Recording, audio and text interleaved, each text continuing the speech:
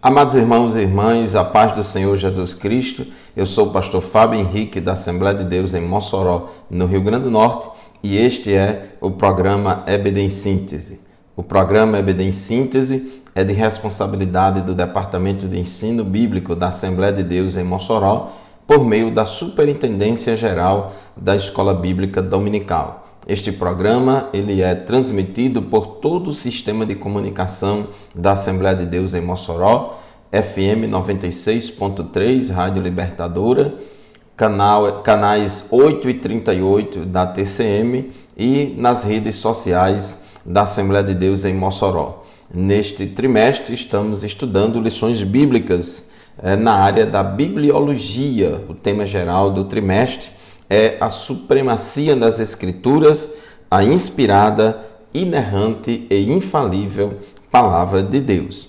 Nós vamos hoje estudar a lição de número 4, lição que tem como título A Estrutura da Bíblia.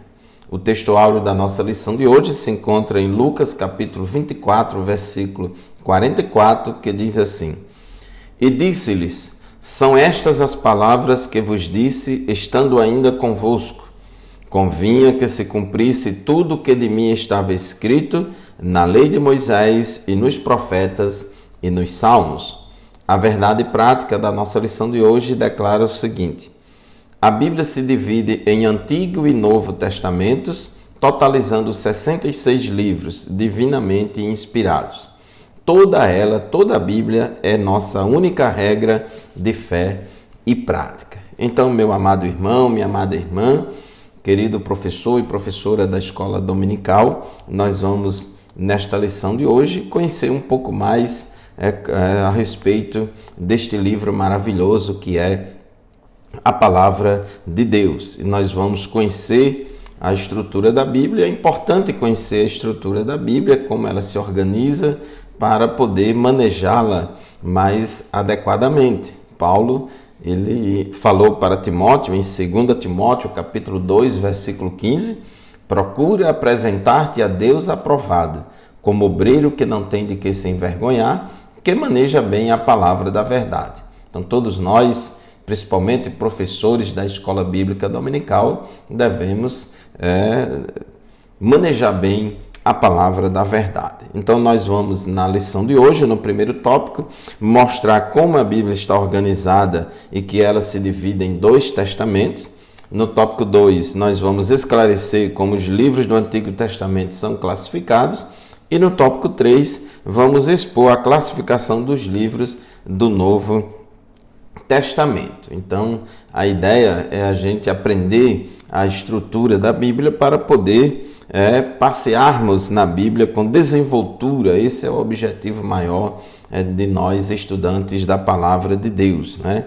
Passear pela Bíblia, né? Passear entre aspas, conhecer, como fez Jesus. Jesus, em Lucas 24 e 27, a Bíblia diz que Jesus ali no caminho de Emaús com aqueles discípulos, Jesus os conduziu por todos os escritos de Moisés e dos profetas, explicando o que as Escrituras diziam a respeito dele. Então Jesus, ensinando a Bíblia, conduziu aqueles discípulos no caminho de Emaús por todos os escritos de Moisés e dos profetas, por todas as Escrituras. Então, esta é a meta maior nossa, estudante da escola bíblica dominical. Manejar bem a palavra de Deus, se familiarizar com os livros da Bíblia, os gêneros literários, com toda a estrutura deste livro sagrado.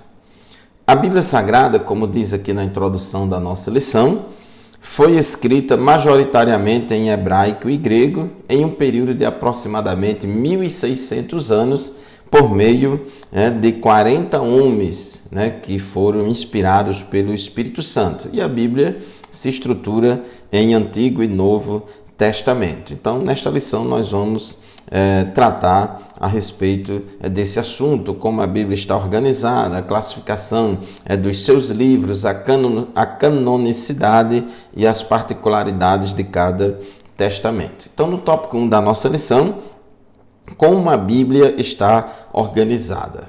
primeiro lugar, essa palavra Bíblia, ela vem de um vocábulo grego e que significa conjunto de livros, conjunto de livros. Então, por volta do ano 150 depois de Cristo, os cristãos, passaram a usar esse termo Bíblia para referir-se ao conjunto de livros inspirados por Deus. Então é bom que a gente sempre esteja reafirmando o que já estudamos nas 3 lições anteriores. A Bíblia, ela é inspirada por Deus, é um escrito produzido sob a inspiração do Espírito Santo e ela tem uma unidade, embora seja composta de 66 livros, mas todos esses livros se encaixam, a mensagem deles se encaixa uns nos outros, de forma que temos toda uma unidade, porque o autor é único.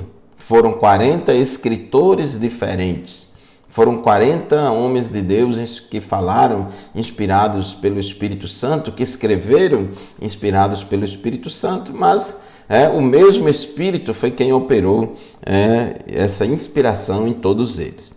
Então, a coleção de livros sagrados forma um único livro que é a Bíblia Sagrada, chamada também por Paulo de as Santas Escrituras. Na própria Bíblia, nós vemos várias nomenclaturas para se referir à Bíblia. Então, nós temos aqui Romanos 1 e 2, por exemplo, Paulo falando sobre as Santas Escrituras. Então, Escritura refere-se à palavra escrita de Deus, a palavra escrita de Deus. E santas porque é a palavra de Deus, Deus é um Deus santo e o Espírito Santo inspirou homens santos para escrever a palavra de Deus. O tópico 1.2, o cânon da Bíblia. Essa palavra cânon, ela vem de uma palavra hebraica que significa vara de medir e também de uma palavra grega que significa régua. Então, cânon significa uma régua, uma vara de medir, uma espécie de trena que a gente usa para medir as coisas e avaliar, examinar o correto tamanho de algum objeto. Então, essa palavra cânon, ela é utilizada na teologia, ela é empregada como norma de avaliação para identificar os livros sagrados. Então, ela é usada na teologia como norma de avaliação para identificar os livros que foram inspirados por Deus. Em vista disso, o termo canônico veio a designar os 66 livros aceitos como divinamente inspirados. 39 livros do Antigo Testamento e 27 livros no Novo Testamento. O Espírito Santo guiou o seu povo a reconhecer a autoridade desses escritos como regra de fé e prática. O mesmo Espírito Santo que inspirou os escritores a escreverem a palavra de Deus, também foi o mesmo Espírito Santo que guiou a igreja, guiou o seu povo para reconhecer nesses escritos, reconhecer esses escritos como palavra de Deus. Isso não significa que a autoridade da igreja está acima das escrituras, não. Na teologia católica tem essa ideia, esse pensamento de que a tradição, a igreja está no mesmo pé de igualdade de autoridade do que a Bíblia, ou até acima da Bíblia, porque foi a igreja quem disse que a Bíblia era inspirada. Não, senhor. A Bíblia, ela foi inspirada por Deus, ela tem um valor intrínseco, quer a igreja reconheça ou não reconheça. Então, a Bíblia, ela é por si mesma, por sua própria natureza, inspirada por Deus. Então, a igreja apenas reconheceu aquilo que já era. O cano bíblico está completo. Nada pode ser acrescentado ou retirado das escrituras canônicas. Isso é muito importante. O livro de Apocalipse, que é o último livro da Bíblia, Apocalipse capítulo 22, versículos 18 e 19, diz assim: declaro solenemente a todos os que ouvem as palavras da profecia registrada neste livro. Se alguém acrescentar algo ao que está escrito aqui, Deus acrescentará a essa pessoa as pragas descritas neste livro. E se alguém retirar qualquer uma das palavras deste livro de profecia, Deus lhe retirará a participação na árvore da vida e na cidade santa descritas neste livro. Então, ninguém tem mais essa autoridade para acrescentar nada, porque essa inspiração divina para escrever os livros da Bíblia foi uma inspiração sui generis, especial e temporária para esses escritores escreverem essas palavras inspiradas, e não mais nenhum outro depois disso foi inspirados da mesma forma. Então, o cânon bíblico está fechado em 66 livros, 39 livros do Antigo Testamento e 27 livros do Novo Testamento. Muito bem, meus irmãos, chegamos ao final do primeiro bloco do nosso programa de hoje. Vamos fazer o nosso primeiro intervalo. Daqui a pouco a gente volta. Continue conosco.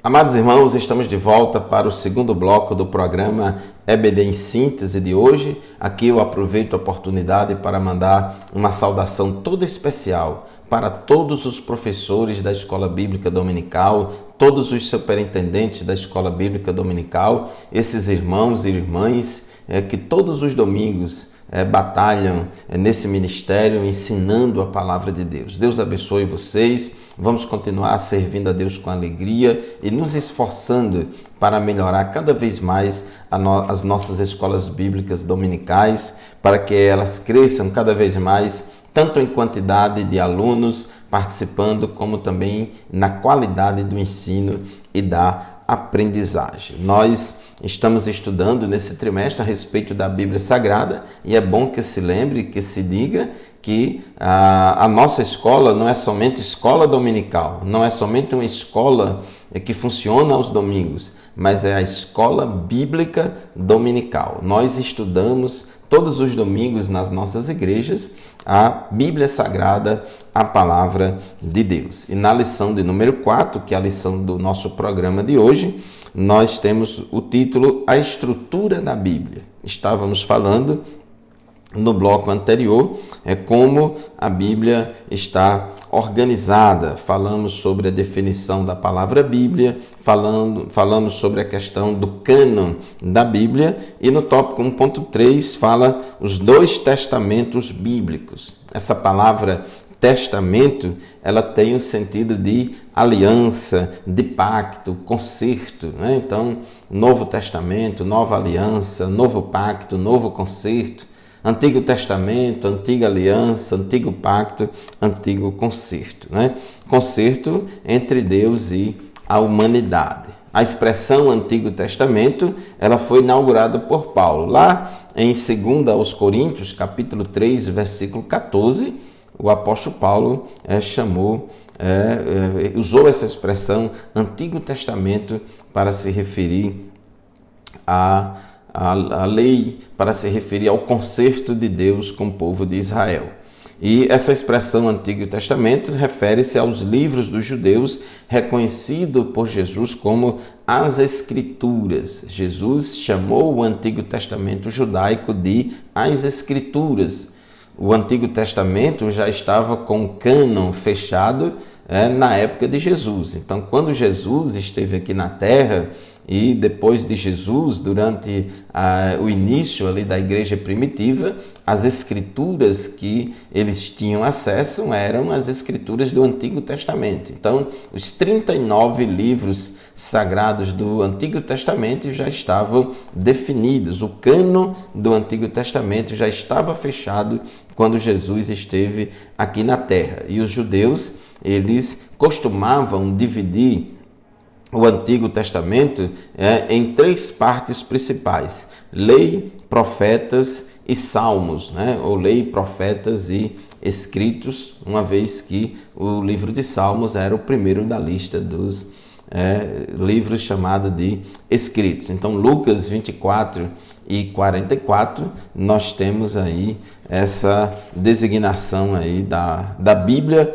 falando sobre essa divisão da Bíblia judaica. Lucas 24, 44, inclusive está aqui na nossa leitura bíblica em classe. Então, são estas as palavras que vos disse, foi Jesus que falou aos discípulos do caminho de Emaús. São estas as palavras que vos disse, estando ainda convosco. Convinha que se cumprisse tudo o que de mim estava escrito na lei de Moisés e nos profetas e nos salmos. Então, o próprio Jesus usou essa classificação da Bíblia hebraica, do Antigo Testamento, em lei, profetas e salmos. Esse termo Novo Testamento, essa expressão também passou a designar os escritos inspirados dos cristãos, igualmente reconhecido como as Escrituras. Então, com a inauguração do Novo Testamento, do novo pacto de Deus com os homens, e aí a inauguração da igreja, a edificação, a formação e edificação da igreja, então os cristãos passaram a utilizar essa denominação, as Escrituras, também para se referir aos escritos cristãos. 2 Pedro, capítulo 3, versículos 15 e 16, tem uma palavra muito interessante aqui do apóstolo Pedro, que ele comenta a respeito dos escritos de Paulo, reconhecendo a inspiração divina dos escritos de Paulo e comparando os escritos de Paulo com as escrituras do Antigo Testamento, e ele faz essa chancela as escrituras de Paulo como escrituras sagradas. Então diz assim, 2 Pedro capítulo 3, versículos 15 e 16. E considerem a longanimidade de nosso Senhor como oportunidade de salvação, como também o nosso amado irmão Paulo escreveu a vocês, segundo a sabedoria que lhe foi dada. Então, Pedro aqui reconhece a existência dos escritos de Paulo e disse que esses escritos de Paulo foi de acordo com a sabedoria que Paulo recebeu. Então, ele fala no versículo 16, ao falar a respeito destes assuntos, como de fato costuma fazer em todas as suas cartas. Então, ele já reconhece aqui os escritos de Paulo como cartas ou epístolas. E diz assim, Pedro faz o seguinte comentário a respeito das cartas paulinas. Nelas há certas coisas difíceis de entender, que aqueles que não têm instrução e são instáveis deturparão, como também deturparão as demais escrituras para a própria destruição deles. Então Pedro, ele aqui quando ele usa essa expressão, as demais escrituras, ele está equiparando as cartas paulinas, as epístolas paulinas, como escritura sagrada, como os demais livros. Então, vamos agora para o tópico 2 da nossa lição, o Antigo Testamento. A classificação dos livros do Antigo Testamento é uma classificação que se divide em 4 grupos principais. Então, os 39 livros do Antigo Testamento estão assim divididos. Em primeiro lugar, o Pentateuco ou Lei, que são os 5 primeiros livros da Bíblia, que são os livros escritos por Moisés. Depois do Pentateuco vem os livros históricos, formado de 12 livros, que vai aí da sequência de Josué até Esther. Em seguida, nós temos os livros poéticos, que são 5 livros, na sequência que vai de Jó a Cantares de Salomão, e por fim, os livros proféticos, que se dividem em profetas maiores e profetas menores.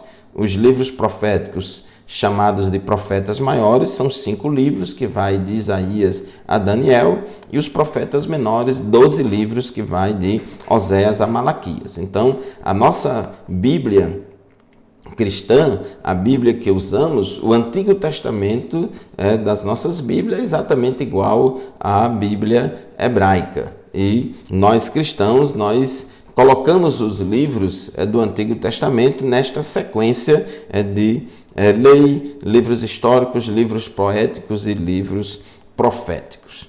A divisão utilizada pelos judeus era uma divisão tripartida, como a gente já leu aqui em Lucas 24, 44, era a lei, os profetas e os salmos ou escritos.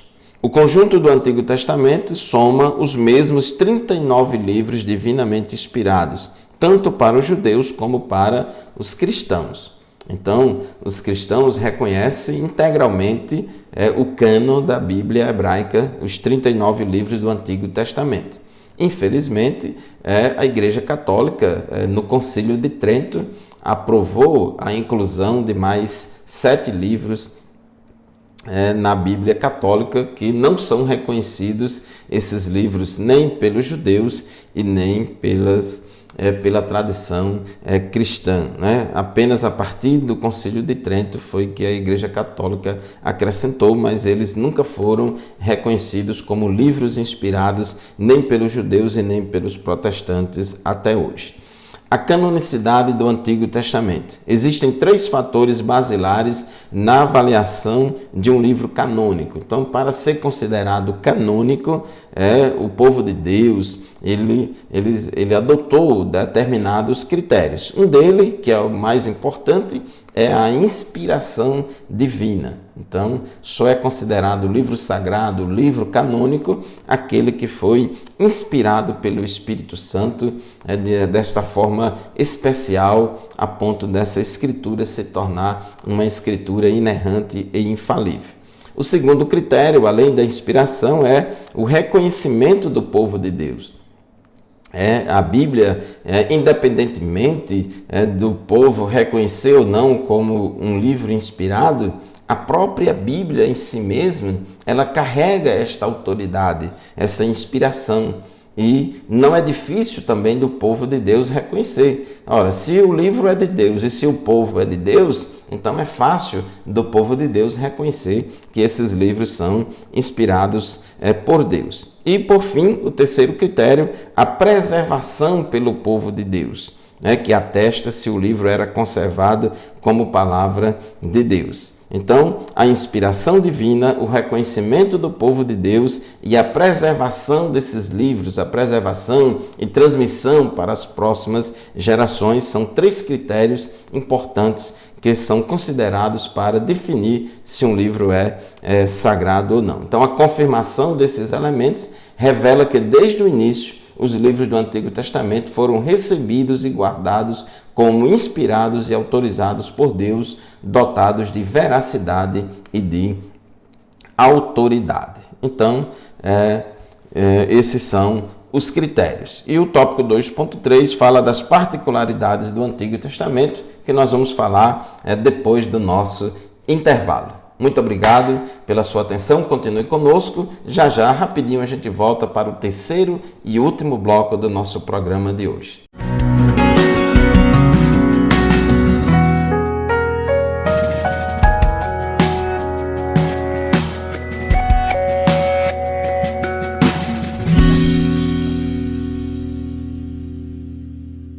A paz do Senhor, meus irmãos, estamos de volta para o terceiro e último bloco do programa EBD em Síntese, programa de responsabilidade do Departamento de Ensino Bíblico da Assembleia de Deus em Mossoró, no Rio Grande do Norte, por meio da Superintendência da Escola Bíblica Dominical. Eu sou o pastor Fábio Henrique, Superintendente-Geral da Escola Bíblica Dominical da Assembleia de Deus em Mossoró, e nós estamos aqui para estudar, dar continuidade aos estudos das lições deste trimestre na área da bibliologia, e hoje, na lição de número 4, estamos estudando a estrutura da Bíblia. Então, no bloco anterior, estávamos falando a respeito do Antigo Testamento e no tópico 2.3, que fala das particularidades do Antigo Testamento, o nosso comentarista, ele diz aqui que a quase totalidade dos livros do Antigo Testamento foi escrito em hebraico, apenas algumas porções foram escritas em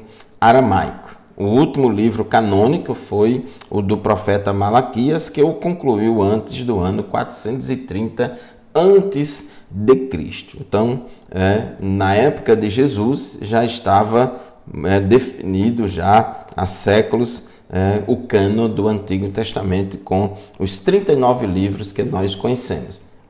nas nossas Bíblias, o Antigo Testamento apresenta ali uma sequência de livros. A sequência de livros do Antigo Testamento não obedece a uma ordem cronológica das datas e épocas, né, que esses livros foram escritos, mas a Bíblia, o Antigo Testamento das nossas Bíblias apresenta os livros obedecendo aí essa classificação, uma classificação baseada aí no Pentateuco, ou lei, depois livros históricos, em seguida livros poéticos e depois livros proféticos. Então, uma sequência mais baseada no gênero literário do que na cronologia. Tópico 3 da nossa lição, o Novo Testamento. Os livros do Novo Testamento estão classificados em 4 grupos principais. O primeiro grupo vem os 4 primeiros livros do Novo Testamento, que são os Evangelhos. Mateus, Marcos, Lucas e João. São os 4 primeiros livros do Novo Testamento, que são chamados de Evangelhos. São livros biográficos que traz a vida e a biografia de Jesus, mas não somente biográficos. Nos Evangelhos nós temos narrativas, nós temos sermões, nós temos sermões proféticos, né? Tem parábolas, enfim. Os Evangelhos são muito ricos, mas de modo geral os Evangelhos ele fala a respeito do ministério terreno de Jesus aqui na Terra. São os 4 primeiros livros do Novo Testamento.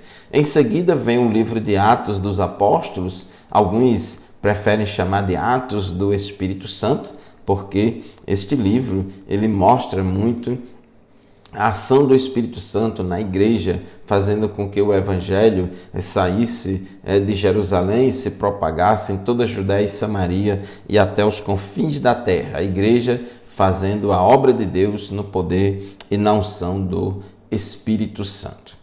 Então, depois vem as epístolas, depois do livro de Atos dos Apóstolos, vem as epístolas, que podem ser subdivididas em epístolas paulinas e epístolas gerais ou universais. As epístolas paulinas são 13, que vai de Romanos a Filemon, e depois nós temos as epístolas gerais, que são 8 cartas ou 8 epístolas, que vai de Hebreus a Judas. E por fim, o último livro da Bíblia, a categoria desse livro é chamada de Revelação.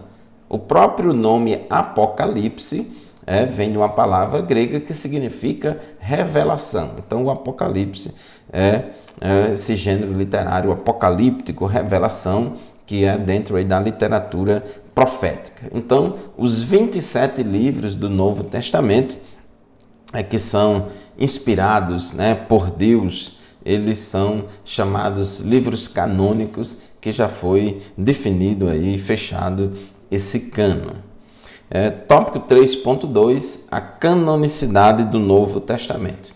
Então, irmãos, os critérios de avaliação do Novo Testamento para ver se determinado livro é ou não é inspirado, para saber se determinado livro entra ou não entra na coleção dos livros canônicos, a Igreja também utilizou os mesmos critérios utilizados com os livros do Antigo Testamento. Então, são 3. A inspiração, o reconhecimento e a preservação dos livros como palavra de Deus. Então, inspiração, reconhecimento e preservação. São os 3 critérios utilizados tanto para os livros do Antigo Testamento como para os livros do Novo Testamento. Então, a própria Bíblia oferece provas indiscutíveis desses critérios, como, por exemplo, a inspiração do Novo Testamento.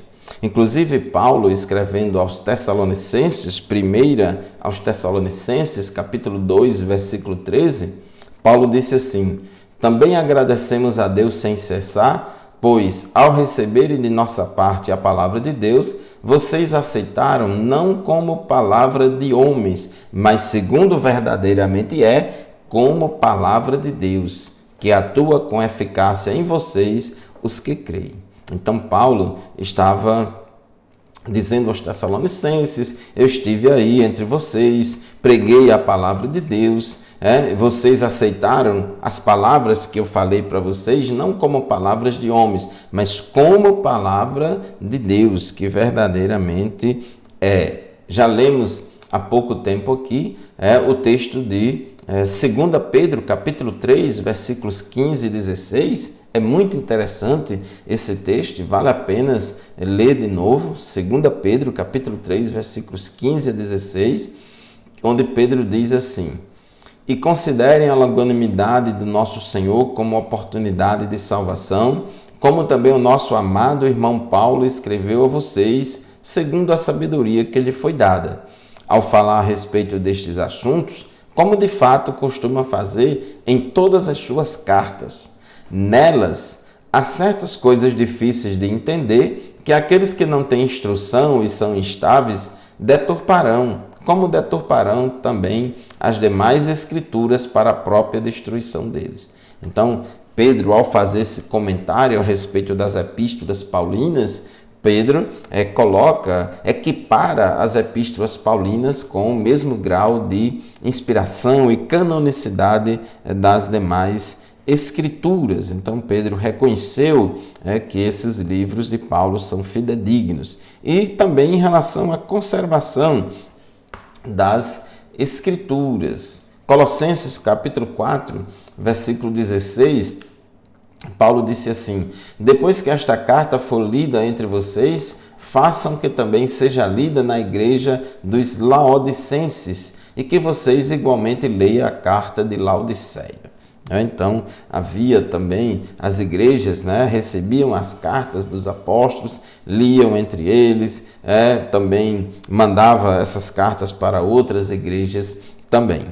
Desde o começo, a igreja primitiva reconheceu e preservou os livros canônicos. Nem tudo que os apóstolos escreveram foram considerados como livros canônicos, mas os livros canônicos foram escritos aí pelos apóstolos e profetas do Novo Testamento que Deus levantou para escrever a palavra de Deus. Tópico 3.3, particularidades do Novo Testamento.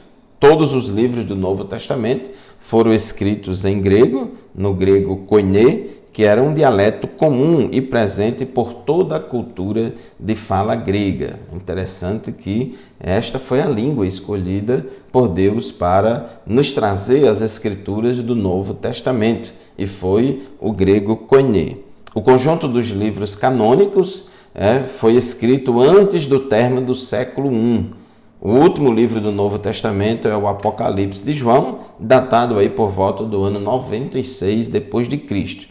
E desde o encerramento do cânon do Novo Testamento, os cristãos reconhecem apenas 27 livros como inspirados. Então, meu amado irmão, minha amada irmã, já partindo para o encerramento do nosso programa de hoje, é importante que você entenda e compreenda e conheça a estrutura da Bíblia Sagrada, que é este livro, que na verdade é uma coleção de livros, de 66 livros, mas que são livros escritos por 40 autores diferentes, porém sob a inspiração do Espírito Santo, de sorte que a Bíblia só tem um único autor, que é Deus.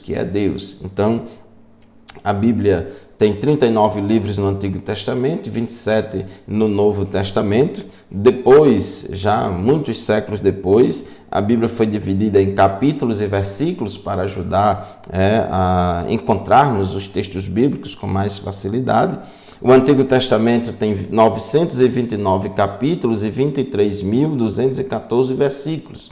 O Novo Testamento tem 260 capítulos e 7.959 versículos. E a Bíblia toda tem 1.189 capítulos e 31.173 versículos. O Salmo 119 é o maior capítulo da Bíblia e o Salmo 117 é o menor capítulo da Bíblia. Esté 8:9 é o maior versículo e Êxodo capítulo 20, versículo 30 é o menor versículo. E o bom de tudo isso, que a Bíblia é a inerrante, infalível e inspirada palavra de Deus, única regra infalível de fé e prática para a vida e o caráter cristão. Deus abençoe vocês, continue participando da Escola Bíblica Dominical, vá com a sua família para o templo e participe, se matricule e participe da Escola Bíblica Dominical, que é uma bênção para todos nós. Esse estudo aqui, nessas mídias e redes sociais, e nesta TV, nesta rádio, não substitui a aula presencial que temos o privilégio de participar em nossa congregação. Deus abençoe a todos, obrigado pela sua audiência e a paz do Senhor para vocês. Até o próximo programa, se Deus quiser.